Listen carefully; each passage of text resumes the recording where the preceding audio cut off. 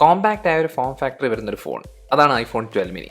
അത് ഈ iPhone 12 mini ആദ്യമായി ആപ്പിൾ ലോഞ്ച് ചെയ്തപ്പോൾ തന്നെ ഇപ്പോൾ ചെറിയ ഫോൺസ് വേണം എന്ന് ആഗ്രഹിച്ച ഒരുപാട് പേർക്ക് അതൊരു സന്തോഷമായ ഒരു കാര്യം തന്നെയായിരുന്നു. പക്ഷേ ഈ ഐഫോൺ 12 മിനി എന്ന് പറയുന്ന ഫോൺ നമ്മളൊരു 7-8 മാസം കഴിഞ്ഞതിന് ശേഷം നോക്കുവാണെങ്കിൽ അതിൻ്റെ സെയിൽസ് ഒന്നും അത്രയും നല്ലോണം വന്നിട്ടില്ല. അതായത് സെയിൽസ് നമ്പേഴ്സ് നോക്കുവാണെങ്കിൽ അതിനകത്ത് അങ്ങനെ ഭയങ്കര സെയിൽസ് ഒന്നും നടന്നിട്ടില്ല. അത്യാവശ്യം നല്ലോണം വന്നിട്ടുണ്ട്. പക്ഷേ ഐഫോൺ 12 തന്നെയാണ് ഈ 2020 വന്ന ഐഫോൺസിനകത്ത് വെച്ച് ഏറ്റവും സക്സസ് ആയ ഒരു ഐഫോൺ എന്ന് പറയുന്നത്. അല്ലെങ്കിൽ ഐഫോൺ 12 പ്രോയും ചില രാജ്യങ്ങളൊക്കെ നല്ലോണം ഫേമസ് ആയിട്ട് വന്നിട്ടുണ്ട്. പക്ഷേ ഐഫോൺ 12 മിനിക്ക് എന്തുകൊണ്ടാണ് ഇങ്ങനത്തെ ഒരു കാര്യം വന്നതെന്നുള്ളത് ചോദിക്കുവാണെങ്കിൽ ഇതിനകത്ത് 2-3 പോരായ്മയുണ്ട്. പ്രത്യേകിച്ചും ഇപ്പോൾ നമുക്ക് 2021 വെച്ച് പറയുവാണെങ്കിൽ നമുക്ക് പണ്ടത്തെ കണക്കല്ല. അതായത് ഇപ്പോൾ ഐഫോൺ 12 മിനിയുടെ ഡിസൈൻ അല്ലെങ്കിൽ അതിൻ്റെ ഒരു ഫോം ഫാക്ടർ എടുക്കുവാണെങ്കിൽ അതൊരു ഐഫോൺ 5S കാട്ടിയും കുറച്ചും കൂടെ വലിയൊരു ഫോൺ.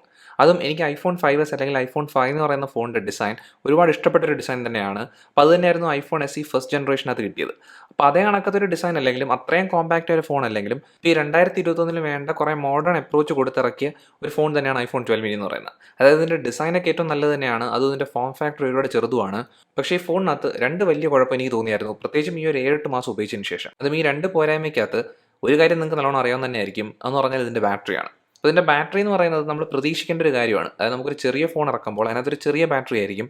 അപ്പോൾ അങ്ങനത്തെ ഒരു ഫോൺ വരാൻ നേരത്ത് തന്നെ ബാറ്ററി ബാക്കപ്പ് എന്ന് പറയുന്നത് കുറവായിരിക്കും. അത് നമ്മൾ മനസ്സിലാക്കേണ്ട ഒരു കാര്യം എന്ന് വെച്ച് കഴിഞ്ഞാൽ നമ്മൾ പണ്ടത്തെ കാലത്തേക്ക് പോവുകയാണെങ്കിൽ ഐഫോൺ 5S ഒക്കെ ഇറങ്ങിയ ഒരു സമയത്തേക്ക് പോവുകയാണെങ്കിൽ അതിനകത്ത് ചെറിയൊരു ബാറ്ററി ആണെങ്കിൽ നമുക്ക് വലിയ കുഴപ്പം തോന്നത്തില്ലായിരുന്നു. കാരണം എന്ന് വെച്ച് കഴിഞ്ഞാൽ നമ്മൾ ആ സമയത്തൊക്കെ ഫോണിനകത്ത് ഒരുപാട് കാര്യങ്ങൾ ചെയ്യുന്നില്ലായിരുന്നു. അതായത് നമ്മൾ ആ സമയത്തും ഫോണിനകത്ത് വീഡിയോ കാണുകയും അതേ കണക്ക് തന്നെ ഗെയിം കളിക്കുകയൊക്കെ ചെയ്യും. പക്ഷേ നമ്മളിപ്പോൾ ഒരു സിനിമ കാണുകയോ അല്ലെങ്കിൽ നമ്മൾ ഒരുപാട് നേരം വീഡിയോ കാണുന്ന ഒരു സമയം വരുവാണെങ്കിൽ നമ്മൾ കൂടുതൽ പ്രിഫർ ചെയ്തുകൊണ്ടിരുന്നത് ഒരു ലാപ്ടോപ്പോ അല്ലെങ്കിൽ ഒരു കമ്പ്യൂട്ടറോ ഒക്കെ ആയിരിക്കും. അപ്പോൾ അങ്ങനത്തെ ഒരു കാര്യം ഉണ്ടായിരുന്നു. അതും ആ ഒരു കാര്യം ഇപ്പോൾ 2021 മാറിയിട്ടുണ്ട്. അതായത് നമ്മുടെ ഫോൺ ഉപയോഗം ഒരുപാട് കൂടിയിട്ടുണ്ട് ഇപ്പോൾ 2021. അപ്പോൾ അതുകൊണ്ട് തന്നെ ഇതിൻ്റെ ബാറ്ററി എന്ന് പറയുന്നത്, ഈ ഫോണിൻ്റെ ബാറ്ററി എന്ന് പറയുന്നത് ചെറിയൊരു ബാറ്ററി ആവാൻ നേരത്ത് ബാറ്ററി ബാക്കപ്പ് മോശമെന്ന കാര്യം എടുത്തു പറയേണ്ടത് തന്നെയാണ്. പക്ഷേ ഇവിടെ ഇപ്പോൾ ഞാൻ ഈ ഒരു 7 മാസം കഴിഞ്ഞതിന് ശേഷം കണ്ടൊരു കാര്യം എന്ന് വെച്ച് കഴിഞ്ഞാൽ ഇതിൻ്റെ ബാറ്ററി ഹെൽത്ത് അത്യാവശ്യം കുറഞ്ഞിട്ടുണ്ട്. അതായത് നമുക്ക് 100% ബാറ്ററി ഹെൽത്ത് നല്ലോണം ബാറ്ററി ഹെൽത്ത് കുറഞ്ഞിട്ടുണ്ട്. അപ്പോൾ അതിൻ്റെ കാരണം എന്ന് പറയുന്നത് ഞാൻ അത്യാവശ്യം ഹെവി ആയിട്ടാണ് ഫോൺ ഉപയോഗിക്കുന്നത്. അപ്പോൾ അതുകൊണ്ട് തന്നെ ഈ ഫോൺ എല്ലാ ദിവസവും 2 വട്ടം ചാർജ് ചെയ്യേണ്ട ഒരു അവസ്ഥയുണ്ട്. അത് ഞാൻ ചാർജ് ചെയ്യാൻ ഉപയോഗിക്കുന്നത് മാക്സ് സേഫ് ചാർജറാണ്. അപ്പോൾ അതുകൊണ്ടാകാം ഇങ്ങനെ ബാറ്ററി ഹെൽത്തിനകത്തൊരു കുറവ് വന്നേക്കുന്നത്. പക്ഷേ ആപ്പിൾ റെക്കമെൻഡ് ചെയ്യുന്നൊരു ചാർജിങ് മെത്തേഡ് തന്നെയാണ് മാക്സ് സേഫ് ചാർജിങ് എന്ന് പറയുന്നത്. പിന്നെ അത് മാത്രമല്ല, ഇങ്ങനെ ബാറ്ററി ഹെൽത്ത് കുറയുന്നതുകൊണ്ട് തന്നെ ഇപ്പോൾ 7 മാസമേ കഴിഞ്ഞിട്ടുള്ളൂ. അപ്പോൾ ഒരു വർഷമൊക്കെ ആവാൻ സമയമാകുന്ന നേരത്ത് 90% താഴെ എന്തായാലും ബാറ്ററി ഹെൽത്ത് പോകും. അതിപ്പോൾ അങ്ങനെ വരാൻ നേരത്ത് തന്നെ 2 വർഷത്തിന് മുമ്പ് തന്നെ ഒരു 80% താഴേക്ക് പോകാൻ സാധ്യതയുണ്ട്. അതായത് ബാറ്ററി റീപ്ലേസ്മെൻറ്റ് ചെയ്യേണ്ട ഒരു അവസ്ഥ വരാൻ സാധ്യതയുണ്ട്. പിന്നെ അത് മാത്രമല്ല, ഇപ്പോൾ ബാറ്ററി ഹെൽത്ത് ഇങ്ങനെ കുറഞ്ഞുകൊണ്ട് തന്നെ എനിക്ക് കിട്ടുന്ന സ്ക്രീൻ ഓൺ ടൈം എന്ന് പറഞ്ഞാൽ ഇപ്പോൾ ഉപയോഗിക്കുമ്പോൾ കിട്ടുന്ന സ്ക്രീൻ ഓൺ ടൈം എന്ന് പറയുന്നത് ഒരു 3.5 മണിക്കൂർ റേഞ്ചിനകത്തൊക്കെയാണ്. അത് ഇങ്ങനത്തെ ഒരു സ്ക്രീൻ ഓൺ ടൈം ഒരു ആവറേജ് തൊട്ട് ഒരു ഹെവി യൂസ് ചെയ്യുന്ന സമയത്താണ്. ഇപ്പോൾ ഭയങ്കരമായിട്ടുള്ള ഹെവി യൂസ് ഒക്കെ ആണെങ്കിൽ ഒരുപാട് ഗെയിമിംഗ് ഒക്കെ ആണെങ്കിൽ ഇതിനെക്കാട്ടിയൊക്കെ ഒരുപാട് താഴെ ആയിരിക്കും സ്ക്രീൻ ഓൺ ടൈം എന്ന് പറയുന്നത്. പക്ഷേ എന്നാൽ ഇതിൻ്റെ ബാറ്ററി എന്ന് പറയുന്നത് നമ്മളിപ്പോൾ ഐഫോൺ SE സെക്കൻഡ് ജനറേഷനൊക്കെ ആയിട്ട് കമ്പയർ ചെയ്യുവാണെങ്കിൽ അതിനെക്കാട്ടിയൊക്കെ ഒരുപാട് ബെറ്ററാണ്. എന്നാലും ഈ ഐഫോൺ 12 മിനിക്കകത്ത് ബാറ്ററി എന്ന് പറയുന്നത് വലിയ പോരായ്മയാണ്. അതിപ്പോൾ ഒരു 7-8 മാസം കഴിഞ്ഞപ്പം അത് കുറച്ചും കൂടെ മോശമായിട്ടുണ്ട്. അതായത് നിങ്ങൾ ഈ ഫോൺ എടുക്കുവാണെങ്കിൽ നിങ്ങൾ വളരെ ശ്രദ്ധിക്കേണ്ട ഒരു കാര്യം എന്ന് വെച്ച് കഴിഞ്ഞാൽ നിങ്ങളൊരു ഹെവി യൂസർ ആണെങ്കിൽ ഒരിക്കലും പറ്റാത്തൊരു കാര്യമാണ്. അത് ഞാൻ ഈ ഫോണിൻ്റെ റിവ്യൂവിലും അതിനൊക്കെ അൺബോക്സ് ചെയ്ത സമയത്തൊക്കെ പറഞ്ഞൊരു കാര്യമാണ്. അപ്പോൾ അത് നിങ്ങൾക്ക് അറിയാവുന്നൊരു കാര്യം തന്നെയാണ്. അപ്പോൾ ഇതാണ് ഇതിൻ്റെ ഏറ്റവും വലിയൊരു പോരായ്മ എന്ന് പറയുന്നത്. പക്ഷേ ഞാൻ മുമ്പേ പറഞ്ഞില്ലായിരുന്നു, ഈ ഫോണിനകത്ത് ഈ ഒരു പോരായ്മ മാത്രമല്ല, ഞാൻ ശ്രദ്ധിച്ച വേറൊരു കാര്യങ്ങളുണ്ട്. അതെന്ന് പറയുന്നത് ഈ ഫോൺ ഉപയോഗിച്ച് തുടങ്ങിയ സമയത്ത് അങ്ങനെ വലുതായിട്ട് തോന്നിയില്ലായിരുന്നു. പക്ഷേ ഒരു മാസം കഴിഞ്ഞപ്പോഴാണ് ഇത് ഭയങ്കരമായിട്ട് ശ്രദ്ധിക്കാൻ തുടങ്ങിയത്. അതായത് ഈ ഫോൺ നല്ലോണം ചൂടാവുന്ന ഒരു ഫോണാണ്.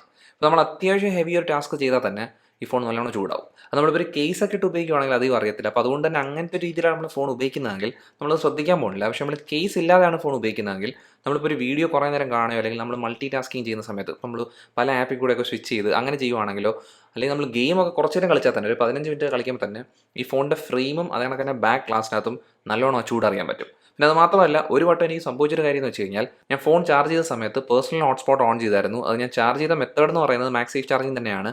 അതും അങ്ങനെ ചെയ്തുകൊണ്ടിരുന്നപ്പോഴത്തേക്കും പെട്ടെന്ന് തന്നെ ഫോൺ ഭയങ്കരമായിട്ട് ചൂടായിട്ട് ഒരു ഓവർ ഹീറ്റിംഗ് മെസ്സേജ് കാണിച്ചായിരുന്നു. അപ്പോൾ അതൊരു എററാണ്. അതായത് ഓവർ ഹീറ്റിംഗ് മെസ്സേജ് കാണിക്കുന്നതിൻ്റെ കാര്യം എന്ന് വെച്ച് കഴിഞ്ഞാൽ നമുക്ക് ഫോണിനകത്ത് ചൂട് ഒരുപാട് കൂടിയോണ്ട് തന്നെ ഫോൺ ഉപയോഗിക്കാൻ പറ്റാത്ത രീതിയിലേക്ക് മാറി നിൽക്കും. അതായത് ആ ഫോൺ തണുക്കുന്ന വരെ നമുക്ക് ഉപയോഗിക്കാൻ പറ്റത്തില്ല. അപ്പോൾ അത് വലിയൊരു പ്രശ്നമാണ്. അതായത് ഈ ഫോണിനകത്ത് ഓവർ ഹീറ്റിംഗ് കാര്യം നല്ലോണം അറിയുന്നുണ്ട്.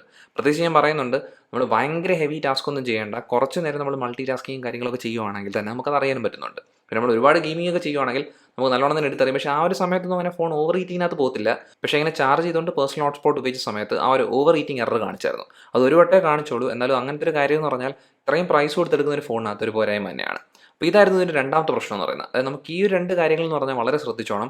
അപ്പോൾ നിങ്ങൾക്ക് ഈ ഒരു കാര്യത്തിന് തന്നെ മനസ്സിലാവേണ്ട ഒരു കാര്യം എന്ന് വെച്ച് കഴിഞ്ഞാൽ ഈ ഫോൺ എന്ന് പറയുന്നത് നമ്മൾ നോർമൽ യൂസ് ആണെങ്കിൽ മാത്രമേ ഉപയോഗിക്കാൻ പറ്റൂ. അത് ഞാൻ ഇവിടെ നോർമൽ യൂസ് എന്ന് ഉദ്ദേശിച്ച രീതി എന്ന് വെച്ച് കഴിഞ്ഞാൽ നമ്മളിപ്പോൾ ഭയങ്കര ഹെവി യൂസർ അല്ല. അതായത് നമ്മളിപ്പോൾ ഉപയോഗിക്കുന്ന രീതി എന്ന് വെച്ചാൽ നമ്മൾ കോൾ ചെയ്യാൻ ഉപയോഗിക്കും, പിന്നെ നമ്മുടെ സോഷ്യൽ മീഡിയ ബ്രൗസിംഗ് ഉണ്ട്, വാട്സാപ്പോ ഇൻസ്റ്റാഗ്രാമോ അങ്ങനത്തെ കാര്യങ്ങളൊക്കെ. പിന്നെ അതിൻ്റെ കൂടെ തന്നെ നമ്മൾ ഇടയ്ക്ക് കുറച്ച് ഫോട്ടോസ് എടുക്കും, അല്ലെങ്കിൽ കുറച്ച് വീഡിയോസ് എടുക്കും. അതും വീഡിയോയുടെ ലെങ്ത് ഒന്നും ഒരുപാട് കൂടുതലല്ല. പിന്നെ ഗെയിമിംഗ് തന്നെ നമ്മൾ കാഷ്വൽ ആയിട്ടുള്ള ഗെയിംസ് മാത്രം കളിക്കുന്ന ഒരു വ്യക്തിയാണ്. അപ്പം അങ്ങനത്തെയൊക്കെ രീതി ആണെങ്കിൽ നിങ്ങൾക്ക് വലിയ പോരായ്മ ഇല്ലാതെ പോകും. പക്ഷേ എന്നാലും ബാറ്ററിക്കകത്തൊരു ഇഷ്യൂ കാണും. പക്ഷെ നമ്മൾ ഈ രണ്ട് കാര്യങ്ങളും ശരിക്കും പറഞ്ഞാൽ നമ്മൾ അറിയേണ്ട കാര്യം തന്നെയാണ്. അതായത് ഒരു കോമ്പാക്ട് ഫോൺ ആകുമ്പോൾ, ഒരു ചെറിയ ഫോം ഫാക്ടർ ഉള്ള ഒരു ഫോൺ ആവാൻ നേരത്ത് അതിനകത്ത് ബാറ്ററി ഇഷ്യൂവും അതേ കണക്ക് തന്നെ ഈ ഹീറ്റിംഗ് ഇഷ്യൂവും വരേണ്ടതാണ്. ഈ ബാറ്ററി ഇഷ്യൂ എന്ന് പറഞ്ഞാൽ ബാറ്ററി ചെറുതായിട്ടാണ്. പിന്നെ ഈ ഹീറ്റിംഗ് ഇഷ്യൂ വരാൻ കാരണം എന്ന് വെച്ച് കഴിഞ്ഞാൽ ഇതിനകത്ത് ഉപയോഗിച്ചിരിക്കുന്ന പ്രൊസസ്സർ ഒരു ഫ്ലാഗ്ഷിപ്പ് ലെവൽ പ്രൊസസ്സർ തന്നെയാണ്. അപ്പോൾ അതുകൊണ്ട് തന്നെ ഹീറ്റിംഗ് ഇഷ്യൂ എന്തായാലും വരും. കാരണം വെച്ച് കഴിഞ്ഞാൽ നമുക്ക് ചൂടെന്ന് പറഞ്ഞ കാര്യം പോകാനുള്ള സ്ഥലം കുറവാണ്. അപ്പോൾ അതുകൊണ്ട് തന്നെയാണ് നമ്മളിത് അറിയുന്നതും. അപ്പോൾ അത് രണ്ടും നമ്മൾ പ്രതീക്ഷിക്കേണ്ട കാര്യമാണ്. അത് ഈ രണ്ട് കാര്യങ്ങൾ ഒഴിച്ച് കഴിഞ്ഞാൽ ബാക്കി എല്ലാ കാര്യങ്ങളും ഈ ഫോണിനകത്ത് ഇപ്പോഴും പെർഫെക്റ്റ് ആണ്. അതായത് എനിക്ക് ഈ ഫോൺ ഇപ്പോഴും ഒരുപാട് ഇഷ്ടം തന്നെയാണ്. അതിൻ്റെ കാരണം എന്ന് വെച്ചാൽ എനിക്ക് ചെറിയ ഫോൺസ് ഇഷ്ടമായിട്ടാണ്. പക്ഷേ നിങ്ങൾക്ക് ഈ രണ്ട് കാര്യങ്ങൾ ചിലപ്പോൾ നല്ലൊരു പ്രശ്നമായിട്ട് തോന്നും. അപ്പോൾ അതുകൊണ്ടാണ് ഞാൻ ഇത് ആദ്യം തന്നെ എടുത്ത് പറഞ്ഞത്. അതും ബാക്കിയുള്ള കാര്യങ്ങൾ എന്ന് പറയുന്നത് ഇപ്പോൾ നോക്കിയാൽ നല്ലതെന്ന് പറയുന്നതിനകത്ത് നിങ്ങൾ മനസ്സിലാക്കേണ്ട കാര്യം എന്ന് വെച്ച് കഴിഞ്ഞാൽ ബാക്കിയുള്ള കാര്യത്തിനകത്ത് ഏറ്റവും ആദ്യം തന്നെ ഇപ്പോൾ നമ്മൾ പെർഫോമൻസ് നോക്കുവാണെങ്കിൽ പെർഫോമൻസിനകത്ത് നമുക്ക് മുമ്പേ പറഞ്ഞ കാര്യത്തിൽ നിന്ന് മനസ്സിലാവേണ്ട ഒരു കാര്യമുണ്ട്. ഇതിനകത്ത് വന്നേക്കുന്ന A14 ബയോണിക് ചിപ്പ് എന്ന് പറയുന്ന പ്രൊസസ്സർ ഏറ്റവും ബെസ്റ്റ് ആയിട്ടുള്ള ഒരെണ്ണമാണ്. അതായത് നമ്മൾ ഫോൺ ഉപയോഗിക്കുന്ന സമയത്ത് നമുക്ക് ഫോൺ സ്ലോ ആവുന്നോ അല്ലെങ്കിൽ ലാഗോ ഒന്നും കാണാൻ പറ്റത്തില്ല. എല്ലാം വളരെ സ്മൂത്ത് ആയിട്ടാണ് വർക്ക് ആവുന്നത്. നമുക്ക് ഏത് കാര്യം ചെയ്താലും ഇപ്പോൾ നമ്മൾ ഹെവി ആയ ടാസ്ക് ചെയ്യുകയാണെങ്കിൽ പോലും അങ്ങനത്തെ ഒരു പ്രശ്നങ്ങളില്ല. പക്ഷേ നമ്മൾ മുമ്പേ പറഞ്ഞാൽ ചൂടാവുന്ന കാര്യം നമുക്കപ്പോൾ അനുഭവപ്പെടും. പക്ഷേ എന്നാലും ആ ഒരു കാര്യം ഒഴിച്ച് കഴിഞ്ഞാൽ നമ്മൾ പെർഫോമൻസും യൂസർ എക്സ്പീരിയൻസിൻ്റെ രീതി പറയുവാണെങ്കിൽ അതിനകത്തെല്ലാം പെർഫെക്റ്റ് ആയിട്ടാണ് വർക്ക് ആവുന്നത്. പിന്നെ ഈ ചൂടാവുന്ന കാര്യത്തിനകത്ത് തന്നെ കേസ് ഇട്ട് ഉപയോഗിക്കുമ്പോൾ അത് അധികം അറിയത്തുമില്ലായിരുന്നു. പിന്നെ അതിനൊക്കെ വേറെ കാര്യം ശ്രദ്ധിക്കേണ്ടതെന്ന് വെച്ച് കഴിഞ്ഞാൽ ഇവിടുത്തെ നമുക്ക് റാം മാനേജ്മെൻറ്റിനകത്തും അധികം ഇഷ്യൂസ് ഇല്ല. ഇവിടെ വന്നേക്കുന്ന റാം എന്ന് പറഞ്ഞാൽ 4GB മാത്രമേ ഉള്ളൂ. പക്ഷേ എന്നാലും ഒരു 7 തൊട്ട് 8 ആപ്പൊക്കെ മെമ്മറിയിൽ ഓപ്പണായി കിടക്കുന്നുണ്ടായിരുന്നു. പിന്നെ അതിൻ്റെ കൂടെ തന്നെ നമുക്ക് ഇന്ന് സോഫ്റ്റ്വെയർ സപ്പോർട്ട് എന്ന് പറയുന്നതാണ് ഈ ഫോണിൻ്റെ ഏറ്റവും വലിയൊരു ഹൈലൈറ്റ്. അതെല്ലാം ഐഫോൺസിൻ്റെ ഹൈലൈറ്റ് ആണ്. കാരണം എന്ന് വെച്ച് കഴിഞ്ഞാൽ സോഫ്റ്റ്വെയർ സപ്പോർട്ട് നോക്കുവാണെങ്കിൽ ഇനി ഒരു 5 വർഷത്തേക്ക് ഈ ഫോണിനകത്ത് സോഫ്റ്റ്വെയർ സപ്പോർട്ട് കിട്ടണം. അപ്പോൾ ഇതുകൊണ്ട് തന്നെ ഇതിൻ്റെ പെർഫോമൻസിനകത്തും സോഫ്റ്റ്വെയർ സപ്പോർട്ട് നമ്മൾ പേടിക്കേണ്ട ആവശ്യമില്ല. നമ്മളൊരു 5 വർഷത്തേക്ക് ഇനി നോക്കുവാണെങ്കിൽ പോലും നമുക്ക് ഈ ഫോൺ ഉപയോഗിക്കാൻ പറ്റും.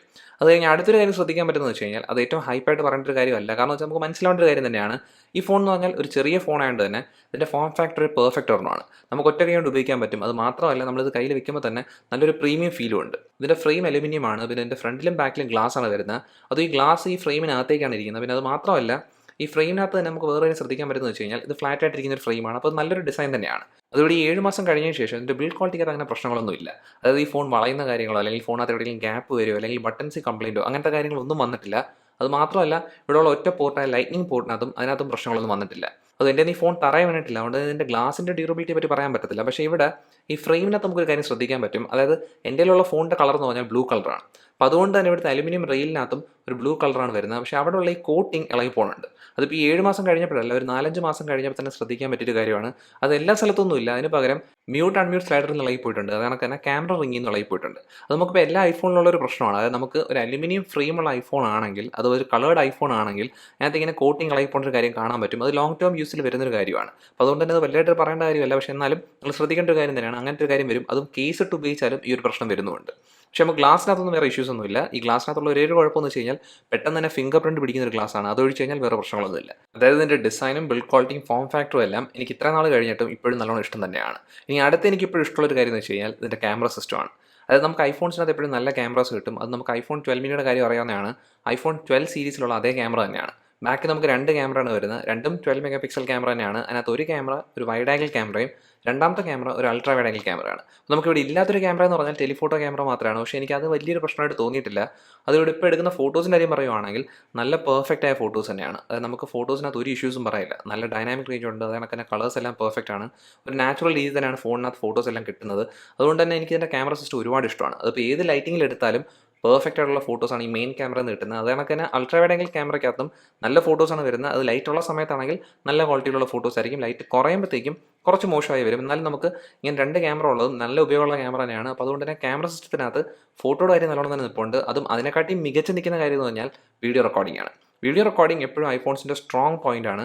അത് ഈ iPhone 12 mini എനിക്ക് തോന്നുന്നത് വെച്ച് കഴിഞ്ഞാൽ ഇപ്പോൾ അവൈലബിൾ ആയ ഫോൺസ് നോക്കുവാണെങ്കിൽ അതിനകത്ത് ഏറ്റവും ബെസ്റ്റായിട്ട് വീഡിയോ എടുക്കുന്ന ഒരു ഫോൺ തന്നെയാണ് ഈ iPhone 12 mini എന്ന് പറയുന്നത്. നമുക്ക് 4K 60 FPS വീഡിയോ എടുക്കാൻ പറ്റും. അത് നമുക്കിവിടെ HDR വീഡിയോ എടുക്കാൻ പറ്റും. ഡോൾബി വിഷൻ HDR വീഡിയോ എടുക്കാൻ പറ്റും. പക്ഷേ ആ ഒരു ഫീച്ചർ ഞാൻ ഒരുപാട് ഉപയോഗിച്ചിട്ടില്ല. എന്നാലും അല്ലാത്ത രീതിയിൽ നമ്മൾ 4K 60 FPS വീഡിയോ എടുക്കുകയാണെങ്കിൽ നല്ല സ്റ്റേബിളായ നല്ല കളേഴ്സൊക്കെ കറക്റ്റായിട്ട് നിൽക്കുന്ന, അതിനൊക്കെ തന്നെ നല്ല രീതിയിൽ തന്നെ ഫോക്കസ് ചെയ്യുന്ന വീഡിയോസാണ് വരുന്നത്. അതിനകത്ത് തന്നെ നമുക്ക് എക്സ്പോഷർ പ്രശ്നങ്ങളോ അങ്ങനത്തെ കാര്യങ്ങളൊന്നുമില്ല. അത് നിങ്ങൾക്ക് വീഡിയോ റെക്കോർഡിങ്ങിന് ഭയങ്കര ആഗ്രഹം ഉണ്ടെങ്കിൽ ഈ ഫോണിൽ നിങ്ങൾക്ക് ഒട്ടും പ്രശ്നങ്ങളില്ല. നല്ല വീഡിയോ റെക്കോർഡിംഗ് ആണ് ഈ ഫോണിൽ നിന്ന് കിട്ടുന്നത്. അതായത് ഒരു ബെസ്റ്റ് ക്വാളിറ്റി വീഡിയോയാണ് ഈ ഫോൺ എടുക്കുന്നത്. അത് ഈ ബാക്ക് ക്യാമറ കിട്ടുന്ന എല്ലാ നല്ല കാര്യങ്ങളും നമുക്ക് ഫ്രണ്ട് ക്യാമറയിലും വരുന്നുണ്ട്. അതായത് നമുക്ക് ഫ്രണ്ടിലുള്ളത് ഒരു 12 മെഗാ പിക്സൽ ക്യാമറയാണ്. അത് നമ്മൾ ആ ഫ്രണ്ട് ക്യാമറയിൽ എടുക്കുന്ന ഫോട്ടോസും വീഡിയോസും നോക്കിയാൽ തന്നെ അതും ഇപ്പോഴും മികച്ച് തന്നെയാണ് നിൽക്കുന്നത്. അപ്പോൾ നിങ്ങൾക്ക് വ്ളോഗിങ്ങിനൊക്കെ താല്പര്യം ഉണ്ടെങ്കിൽ നമുക്ക് ഈ ഫ്രണ്ട് ക്യാമറ വെച്ച് വീഡിയോ റെക്കോർഡിംഗ് നല്ല രീതിയിൽ തന്നെ കിട്ടും. അത് നമുക്ക് നല്ല സ്റ്റേബിളായ വീഡിയോസ് തന്നെയാണ് കിട്ടുന്നത്. അതായത് നമുക്ക് ഫ്രണ്ട് ക്യാമറയിലും HDR വീഡിയോ എടുക്കാൻ പറ്റുന്നുണ്ട്, ഡോൾബി വിഷൻ HDR വീഡിയോ എടുക്കാൻ പറ്റുന്നുണ്ട്. പിന്നെ അതിൻ്റെ കൂടെ തന്നെ നമുക്ക് ഫ്രണ്ട് ക്യാമറയ്ക്കകത്തും 4K 60 FPS തന്നെ വീഡിയോ എടുക്കാനും പറ്റുന്നുണ്ട്. അത് നമുക്ക് വീഡിയോ റെക്കോർഡിങ്ങിനും ഫോട്ടോ എടുപ്പിനും ഒക്കെ ഈ iPhone 12 mini നല്ല മികച്ചൊരു ഓപ്ഷൻ തന്നെയാണ്. ഇനി ഇത്ര നാൾ കഴിഞ്ഞതിന് ശേഷം എനിക്ക് ഇപ്പോഴും ഇഷ്ടപ്പെട്ടൊരു കാര്യം എന്ന് വെച്ച് കഴിഞ്ഞാൽ ഈ ഫോണിൻ്റെ ഡിസ്പ്ലേ ആണ്. അതിവിടുത്തെ ഡിസ്പ്ലേ എന്ന് പറഞ്ഞാൽ ഒരു ചെറിയ ഡിസ്പ്ലേ ആണ്. അത് നമ്മൾ ഈ ചെറിയ ഡിസ്പ്ലേ എന്ന് പറയേണ്ടത് ഇപ്പോൾ ഉള്ള ഫോൺസുമായിട്ട് കമ്പയർ ചെയ്യുമ്പോഴാണ്. ഈ ഡിസ്പ്ലേയുടെ സൈസ് എന്ന് പറഞ്ഞാൽ 5.4 ഇഞ്ചാണ്.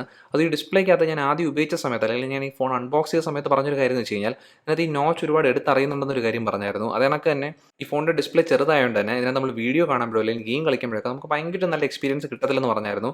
പക്ഷേ ആ കാര്യത്തിനകത്തൊക്കെ ചെറിയൊരു മാറ്റം വന്നിട്ടുണ്ട്. അതായത് നമുക്കിവിടെ നോച്ചിൻ്റെ കാര്യത്തിനകത്ത് ഇപ്പം ഞാൻ നോച്ച് അധികം ശ്രദ്ധിക്കുന്നില്ല. അതേണക്ക് തന്നെ വീഡിയോ കാണുന്ന സമയത്ത് അത്യാവശ്യം നല്ലോണം നമുക്ക് എൻജോയ് ചെയ്യാൻ പറ്റും. പക്ഷേ ഗെയിം കളിക്കുന്ന സമയത്ത് ഇപ്പോൾ കോൾ ഓഫ് ഡ്യൂട്ടി കണക്കത്തെ ഗെയിം ആണെങ്കിൽ ഇപ്പോഴും നമുക്ക് ചെറിയൊരു ഡിസ്പ്ലേ ആയതിൻ്റെ പോരായ്മ ഇപ്പോഴും എനിക്ക് അനുഭവപ്പെടുന്നുണ്ട്. അതായത് നമുക്ക് നല്ലൊരു എക്സ്പീരിയൻസ് നല്ലോണം കിട്ടത്തില്ല. അതുകൊണ്ട് തന്നെ ഒരു ഗെയിം കൺട്രോളർക്ക് വെച്ച് കളിക്കുവാണെങ്കിൽ കുറച്ചും കൂടെ ബെറ്റർ ആയ ഒരു എക്സ്പീരിയൻസ് ആയിരിക്കും. എന്നാലും ഈ ഡിസ്പ്ലേയുടെ ക്വാളിറ്റി വെച്ച് പറയുവാണെങ്കിൽ മികച്ച ക്വാളിറ്റിയാണ് ഈ ഡിസ്പ്ലേക്കകത്ത്. ഇതൊരു OLED പാനലാണ്. അത് മാത്രമല്ല ഇതൊരു ഫുൾ HD പാനൽ തന്നെയാണ്. അപ്പോൾ അതുകൊണ്ട് തന്നെ ഇവിടെ പിക്സൽ ഡെൻസിറ്റിക്കകത്തൊന്നും ഇഷ്യൂസ് ഇല്ല. അതും ഇതിനകത്തുള്ള കാലിബ്രേഷൻ, ഈ ഡിസ്പ്ലേയുടെ കാലിബ്രേഷൻ എന്ന് പറഞ്ഞാൽ പെർഫെക്റ്റ് ആണ്. കളേഴ്സ് എല്ലാം പെർഫെക്റ്റ് ആയിട്ട് വന്നേക്കുവാണ്. അതും എൻ്റെ ഈ യൂണിറ്റിനകത്ത് എനിക്ക് അങ്ങനെ ഗ്രീൻ ടിൻ്റ് എഫക്റ്റോ അങ്ങനത്തെ കാര്യങ്ങളൊന്നും കണ്ടില്ലായിരുന്നു. പക്ഷേ ചിലരൊക്കെ കംപ്ലയിൻറ്റ് പറഞ്ഞിട്ടുണ്ട് ഗ്രീൻ ടിൻ്റ് എഫക്റ്റിൻ്റെ കാര്യങ്ങളൊക്കെ. അപ്പോൾ അങ്ങനത്തെ പ്രശ്നങ്ങളൊന്നും എൻ്റെ ഈ യൂണിറ്റിനകത്ത് ഞാൻ കണ്ടില്ലായിരുന്നു. ഇത്ര നാൾ ഉപയോഗിച്ചപ്പോഴും എനിക്ക് അങ്ങനത്തെ ഒരു പ്രശ്നങ്ങൾ വന്നില്ല. പക്ഷേ ഇവിടെ ശ്രദ്ധിക്കാൻ പറ്റുന്നൊരു കാര്യം എന്ന് വെച്ച് കഴിഞ്ഞാൽ ഈ ഡിസ്പ്ലേയുടെ ടോൺ എന്ന് പറഞ്ഞാൽ കുറച്ചും കൂടി ഒരു വാമായ ഒരു ടോണാണ്. അപ്പോൾ അങ്ങനത്തെ ഒരു കാര്യമുണ്ട്. പക്ഷേ അതെന്ന് പറഞ്ഞാൽ ഒരു മോശമായൊരു കാര്യമൊന്നുമല്ല. എനിക്ക് നല്ലോണം തന്നെയാണ് തോന്നിയേക്കുന്നത്. എനിക്ക് ഇത്ര നാൾ ഉപയോഗിച്ച സമയത്ത് തന്നെ എനിക്ക് അങ്ങനെ കണ്ണിന് പ്രശ്നങ്ങൾ വരുമോ അല്ലെങ്കിൽ ഒരു സ്ട്രെയിൻ തോന്നി അങ്ങനത്തെ കാര്യങ്ങളൊന്നും തോന്നിയില്ല. എനിക്ക് മികച്ച ക്വാളിറ്റിയുള്ള ഡിസ്പ്ലേ ആയിട്ട് തന്നെയാണ് തോന്നുന്നത്. അതിപ്പോഴും അങ്ങനെയാണ്, ഉപയോഗിച്ച് തുടങ്ങിയപ്പോഴും അങ്ങനെ തന്നെയാണ്. അത് ഇവിടുത്തെ ബ്രൈറ്റ്നസ് ലെവലൊക്കെ എടുക്കുകയാണെങ്കിൽ തന്നെ പെർഫെക്റ്റ് ആയിട്ട് തന്നെ വരുന്നുണ്ട്. അപ്പോൾ അതുകൊണ്ട് തന്നെ ഈ ഡിസ്പ്ലേക്കകത്ത് എനിക്കൊരു കംപ്ലയിൻറ്റും പറയാനില്ല. അതായത് ഇവിടെ 60 ഹെർട്സ് ആയതിൻ്റെ പോലും എനിക്കൊരു പ്രശ്നമായിട്ട് തോന്നിയിട്ടില്ല. കാരണം ഇവിടെ പെർഫോമൻസിനകത്ത് ഇഷ്യൂസ് ഇല്ലാത്തതുകൊണ്ട് തന്നെ നമുക്കങ്ങനെ സ്മൂത്ത് ആയിട്ടുള്ള സ്ക്രോളിംഗ് ഇഷ്യൂസോ കാര്യങ്ങളൊന്നും വരുന്നില്ല. എല്ലാം വളരെ നല്ലോണം തന്നെ വർക്ക് ആവുന്നുണ്ട്. അതായത് നമുക്കൊരു ഹയർ റിഫ്രഷ് റേറ്റ് ഇല്ലാത്തൊരു പോരായ്മയും ഈ ഡിസ്പ്ലേ കണ്ടില്ലായിരുന്നു. പിന്നെ അടുത്തൊരു കാര്യം എന്ന് വെച്ച് കഴിഞ്ഞാൽ ഇവിടുത്തെ സ്പീക്കർ സിസ്റ്റം എന്ന് പറയുന്നത് ഭയങ്കര ബെസ്റ്റ് അല്ലെങ്കിലും അത്യാവശ്യം നല്ല സ്പീക്കർ സിസ്റ്റം തന്നെയാണ്. നമുക്ക് ഡ്യുവൽ സ്പീക്കേഴ്സാണ് കിട്ടുന്നത്. പക്ഷേ നമുക്കിപ്പോൾ ഒരു iPhone 12 ആയിട്ട് കമ്പയർ ചെയ്യുകയാണെങ്കിൽ അതിനെക്കാട്ടിയും സൗണ്ട് കുറവാണ്. എന്നാലും ഇത്ര നാൾ ഉപയോഗിച്ചതിനകത്ത് എനിക്ക് അങ്ങനെ വേറെ കംപ്ലയിൻ്റ് ഒന്നും സ്പീക്കേഴ്സിൽ പറയാനില്ല. സ്പീക്കേഴ്സിനകത്ത് അത്യാവശ്യം നല്ല ക്വാളിറ്റി ഉണ്ട്, അതിനൊക്കെ അത്യാവശ്യം റിച്ച്നെസ്സും ഉണ്ട്. ബേസ് കുറച്ച് കുറവാണ്, ലൗഡ്നെസ്സും കുറച്ച് കുറവാണ്. എന്നാലും എനിക്ക് സ്പീക്കേഴ്സിലും അങ്ങനെ നമുക്ക് എൻജോയ്മെൻറ്റ് കിട്ടാത്ത രീതിയിൽ തോന്നിയിട്ടില്ല. പിന്നെ ഈ ഫോണിനകത്ത് നമുക്ക് 2021 ഒരു ഫ്ലാഗ്ഷിപ്പ് ഫോണിനകത്ത് കിട്ടേണ്ട എല്ലാ ഫീച്ചേഴ്സും വരുന്നുണ്ട്. അതായത് നമുക്ക് ഈ ഫോണിനകത്ത് 5G സപ്പോർട്ട് ഉണ്ട്. അത് നമുക്ക് ഇന്ത്യൻ യൂണിറ്റിനകത്ത് നമുക്ക് മില്ലിമീറ്റർ വേവ് 5G ഇല്ല, അതിന് ഒരു സബ് 6 5G മാത്രമേ ഉള്ളൂ. എന്നാലും നമുക്ക് അതിൻ്റെ സ്പീഡും കാര്യങ്ങളൊന്നും ടെസ്റ്റ് ചെയ്യാൻ പറ്റത്തില്ല, കാരണം നമുക്ക് ഇന്ത്യയിൽ 5G വന്നിട്ടില്ല. പിന്നെ അടുത്ത കാര്യം എന്ന് വെച്ച് കഴിഞ്ഞാൽ നമുക്ക് ഈ ഫോണിനകത്ത് IP68 റേറ്റിംഗ് വരുന്നുണ്ട്. അതായത് നമുക്ക് 6 മീറ്ററിൽ 30 മിനിറ്റുള്ള വാട്ടർ റെസിസ്റ്റൻസ് വരുന്നുണ്ട്. നല്ലൊരു റേറ്റിംഗ് ആണ് അത്. പിന്നെ അത് കൂടാതെ തന്നെ ഒരു ഐഫോണിനകത്തുള്ള ഒരു ഫ്ലാഗ്ഷിപ്പ് ഫീച്ചർ എന്ന് പറയുന്നത് ഫേസ് ID ആണ്. അപ്പോൾ ആ ഒരു കാര്യം ഇവിടെ കിട്ടുന്നുണ്ട്. അത് ഫേസ് IDയുടെ സ്പീഡും കാര്യങ്ങളൊക്കെ എന്ന് പറഞ്ഞാൽ നമുക്ക് മാറ്റങ്ങളൊന്നുമില്ല. iPhone 11 എങ്ങനെയാണോ അങ്ങനെ തന്നെയാണ് എനിക്ക് തോന്നിയേക്കുന്നത്. പക്ഷേ നമുക്ക് ഫേസ് IDക്കകത്ത് മാസ്ക് വെച്ച് ഉപയോഗിക്കുമ്പോഴുള്ള പോരായ്മകളുണ്ട്. പക്ഷേ നമുക്ക് ആപ്പിൾ വാച്ച് ഉണ്ടെങ്കിൽ ആ ഒരു കാര്യം ഇപ്പോൾ മാറിയിട്ടുണ്ട്. പിന്നെ അതിനൊക്കെ നമുക്ക് ഈ ഫോണിനകത്ത് 2 സിം ഉപയോഗിക്കാൻ പറ്റും. അതിനകത്ത് ഒരു സിം നാനോ സിം ആയിരിക്കണം, അടുത്ത സിം എന്ന് പറഞ്ഞാൽ എംബഡഡ് സിം അല്ലെങ്കിൽ ഇ സിം ആയിരിക്കണം. പിന്നെ ഇവിടുത്തെ ബ്ലൂടൂത്ത് വേർഷൻ നോക്കുകയാണെങ്കിൽ 5 ആണ്, വൈഫൈ വേർഷൻ 6 ആണ്. അതിനൊക്കെ ഇവിടെ ഫാസ്റ്റ് ചാർജിങ് സപ്പോർട്ട് കിട്ടുന്നുണ്ട്. പിന്നെ അതിൻ്റെ കൂടെ തന്നെ നമുക്കിവിടെ വയർലെസ് ചാർജിങ്ങും മാക്സേഫ് ചാർജിങ് സപ്പോർട്ടും കിട്ടുന്നുണ്ട്. അപ്പോൾ അങ്ങനത്തെ കാര്യത്തിനകത്തൊന്നും പ്രശ്നങ്ങളൊന്നും വന്നിട്ടില്ല. അതും പിന്നെ ഇവിടെ NFC വരുന്നുണ്ട്. അതായത് നമുക്ക് ആപ്പിൾ പേ ഉപയോഗിക്കണമെങ്കിൽ ആ ഫീച്ചർ ഉപയോഗിക്കാൻ പറ്റുന്നുണ്ട്. നമ്മളിതെല്ലാം നോക്കിക്കഴിയുമ്പോൾ മനസ്സിലാവുന്ന കാര്യം എന്ന് വെച്ച് കഴിഞ്ഞാൽ ഈ ഫോൺ എന്ത് കാര്യം നോക്കിയാലും ഒരു പ്രീമിയം എക്സ്പീരിയൻസ് അതിനകത്ത് കിട്ടുന്നുണ്ട്. ഒരു പ്രീമിയം ഫോണിന് വരേണ്ട എല്ലാ ഫീച്ചേഴ്സും ഇത് വന്നിട്ടുണ്ട്. അത് നമുക്ക് കിട്ടുന്ന എക്സ്പീരിയൻസ് നല്ല തന്നെയാണ്. പക്ഷേ ഇതിനകത്തുള്ള 2 പോരായ്മ ഒരു വലിയ കാര്യമാണ്. പ്രത്യേകിച്ച് നമ്മളൊരു 70,000 അല്ലെങ്കിൽ 75,000 കൊടുത്ത് ഈ ഒരു ഫോൺ വാങ്ങിക്കാൻ പോവുകയാണെങ്കിൽ ഇതെന്ന് പറഞ്ഞാൽ ഒരു പ്രശ്നമുള്ള കാര്യം തന്നെയാണ്. അത് ഞാനിവിടെ 75,000 റുപ്പീസ് എന്ന് പറയാനുള്ള കാര്യം നിങ്ങൾക്ക് അറിയായിരിക്കും. എൻ്റെ ബേസ് വേരിയൻ്റ് അത് 64 GB സ്റ്റോറേജേ ഉള്ളൂ. ഞാനത് റെക്കമെൻഡ് ചെയ്യാത്ത വേരിയൻ്റ് ആണ്. അതുകൊണ്ട് നമ്മൾ എപ്പോഴും നോക്കേണ്ട വേരിയൻറ്റ് 120 GB അല്ലെങ്കിൽ അതിന് മുകളിലാണ്. അപ്പോൾ അതിൻ്റെ പ്രൈസിങ് കൂടി നിൽക്കുകയാണ്. അപ്പോൾ അതുകൊണ്ട് തന്നെ ഞാൻ പറയുന്നൊരു കാര്യം എന്ന് വെച്ച് കഴിഞ്ഞാൽ ഈ ഫോൺ എന്ന് പറഞ്ഞാൽ നിങ്ങൾക്ക് ഭയങ്കരമായിട്ട് തന്നെ ചെറിയ ഫോൺ വേണമെന്ന് ആഗ്രഹം ഉണ്ടെങ്കിൽ മാത്രമേ എടുക്കാവൂ. അത് അതിൻ്റെ കൂടെ തന്നെ നിങ്ങൾ ശ്രദ്ധിക്കേണ്ട ഒരു കാര്യം എന്ന് വെച്ച് കഴിഞ്ഞാൽ നിങ്ങളൊരു ലൈറ്റ് യൂസർ അല്ലെങ്കിൽ ഒരു ആവറേജ് യൂസർ ആയിരിക്കണം. അതിന് മുകളിൽ എന്തെങ്കിലും ഒരു യൂസേജാണ് നിങ്ങൾക്ക് ഉള്ളതെങ്കിൽ എന്തായാലും ഈ ഫോൺ എടുക്കല്. അത് ഞാൻ ഇപ്പോൾ സ്ട്രെസ് ചെയ്ത് പറയാനുള്ള വേറെ കാരണമുണ്ട്. ഇനി ഈ ഫോണിൻ്റെ പ്രൈസിങ് കുറയാൻ സാധ്യതയുണ്ട്. അത് മാത്രമല്ല സെക്കൻഡ് ഹാൻഡ് യൂണിറ്റ് ഇപ്പോൾ ഒരുപാട് മാർക്കറ്റിൽ കാണും. ഈ സെക്കൻഡ് ഹാൻഡ് യൂണിറ്റിനകത്ത് ബാറ്ററി ബാക്കപ്പിനകത്ത് പ്രശ്നങ്ങൾ നല്ലോണം കാണും, കാരണം അതിൻ്റെ ബാറ്ററി ഹെൽത്ത് കുറവായിരിക്കും. അപ്പോൾ അങ്ങനത്തെ ഒരു രീതി നിങ്ങൾ നോക്കാൻ നേരത്ത് നിങ്ങളൊരു 50,000 ഒരു 60,000 കൊടുത്ത് ഈ ഫോൺ എടുത്തു കഴിഞ്ഞാൽ അതൊരു നഷ്ടമായിട്ട് തന്നെ നിൽക്കും. കാരണം എന്ന് വെച്ച് കഴിഞ്ഞാൽ ബാറ്ററിക്കകത്തുള്ള ഇഷ്യൂവും ഈ ചൂടാവുന്ന കാര്യങ്ങൾ നിങ്ങൾ നല്ലോണം അറിയും.